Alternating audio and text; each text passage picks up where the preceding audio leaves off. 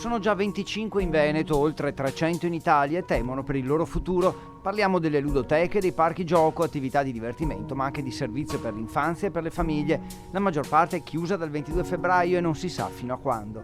Non abbiamo ancora previsioni quando potremo riaprire e questo è una cosa che ci dà molta ansia.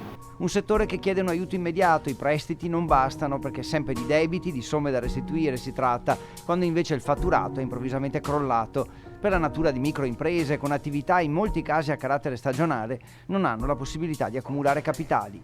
Abbiamo gli affitti in arretrato, abbiamo debiti in arretrato e noi lavoriamo su questa attività, io e mia moglie, insieme a dei collaboratori che sono tutti a casa in questo momento.